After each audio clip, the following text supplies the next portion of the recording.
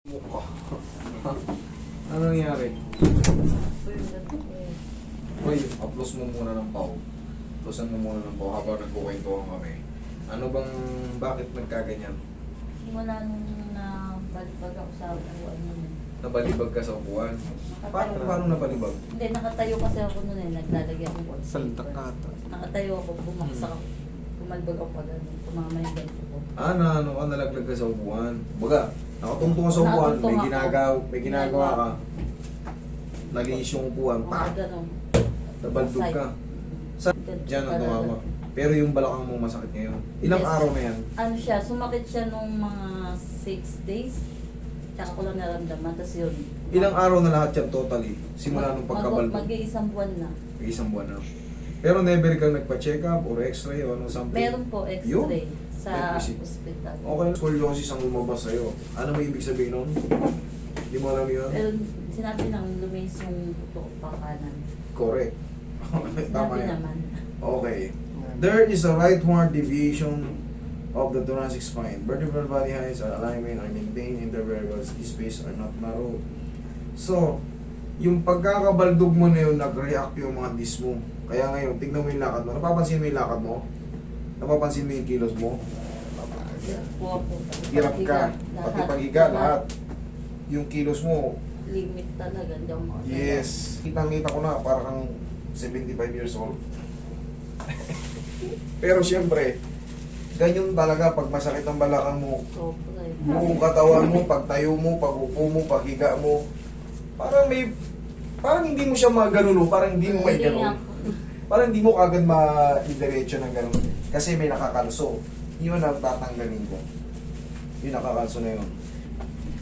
Ito hindi na masakit yung adjustment ito. Alam mo anong mas masakit? Yung wala ka pang ginagawa, kikilos ka pa lang. Pero yung adjustment hindi masakit. Okay? Mas masakit pa yung iihi ka. Okay, relax lang, wala naman. Sabog. Diba? Diba masarap? Sabi mo masakit. Ba't sabi mo masarap? Kabilang side. Okay? Huwag mo lang lalabanan. Tandaan nyo, pag ina-adjust kayo, kung pag ganun ako, pag ganun tayo parehas. Pag ganun ako, at kinukontra mo ng pag ganun, hindi maganda. Baka mapunit yung mga nakakapit na mga ligaments dyan. Relax lang at mga ibang tissue. Okay? Tihaya. Yan, sige. Hinga ka lang muna na maayos. Sa tingin mo, kaya na tumihaya na matagal? Oo, kaya. Okay. Relax lang ha. Huwag mo lalabanan.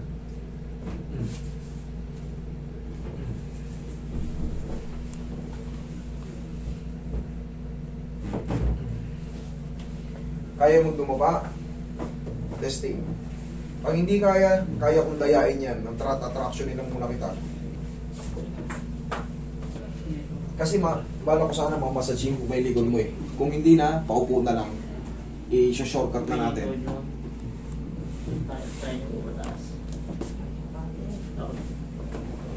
Yan. Sa kamay ko. Ay, Sige, lagay sa chair ng kamay. Tapos, for the meantime, pag na-adjust kayo, hindi pa yan kagad masi-0-0 dahil severe na nga. 4 to 5 days, normal na uli yan. Kanina yung unan, sa kanya yan, dahil hindi na kayang ano, no, pag nakakatag siya, no. Pero mamaya kaya niya na yan. Pero may pain pa. Oo, ganun talaga eh. Hindi agad masi-0-0. Inhale. Exhale. Diyan ka lang muna. bulot ang tinig. Huwag kang tatayo, ayan. Tsaka yung pag nag-book kayo, basahin nyo yung book namin. Yung nakalagay. May ano ron, may nakalagay na ano, yung mga dapat nyong suotin. Kasi pagka naka-leggings yung babae tapos lower back pain, gaya nga nasabi ko sa inyo, nagra-radiate na yun dito. Di ba? Totoo naman eh. So mas the best, sa bagay sa inyo mamaya, pag uwi nyo, hindi naman kasi pwedeng paubarin yan sila. Tapusin mo na lang yung puwet mo. Okay? Tapos, wala munang buhat na mabigat. Hayaan mo lang makapahinga ka lang muna. Kahit 1 to 3 days lang. Tapos pagtatayo ganito, tagilid ka. Okay, tagilid ka. Pagilid ka. Pagilid. Okay. Tukod mo yung siko mo, baba mo yung paa mo. Tukod mo yung siko mo tsaka yung kamay mo. Yan ang tamang pagtayo palagi. Sige, yan. Yan. Sige, baba yung paa mo. Yan. Hindi ka yung tatayong... Mag-spray. O, di ba? Very normal. Ganito yung tayo natin, oh. Di ba, kung nakahiga tayo? Di ba? Ganyan. Pag masakit ang balakang niyo, huwag kayong tumayo ganyan kasi sobrang sakit. Kailangan, oh, baba pa. So, mas magiging bearable. Manageable. Tapos, for the meantime, haplos-haplos ka muna ng pagmamahal ng pau. Kasi, ang tinatarget ng pau is yung always secondary muscle spasm para mawala yung pamamaga ng likod nyo. Tapos yung thoracic dextroscoliosis, pangkaraniwan yun, makikita mo nakabibig na ano, pero baliwala yun tayo ka.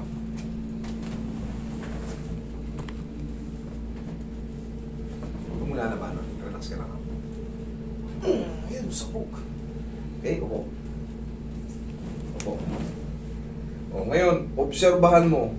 Kaya mong tumagal sa pagpupo, hindi. Huwag mong tumukod. Yan. Ano sa tingin mo? Kaya na? Huwag kang tumukod tayo. Lakad. Kanina, robot-robot ka eh. Oo. Kanina. May ano eh, may etchas dun eh. Tingnan mo ngayon. Lakad ka pa yun. Tingnan mo ngayon. Oo. Ano sa tingin mo? May nagbago ba o ano? Meron naman po. Okay, tapos 3 to 4 days. Wala na yan. Okay? Sino may kasalanan yan? O wala? Ikaw po. Kasalanan yan, ha? Okay, thank you.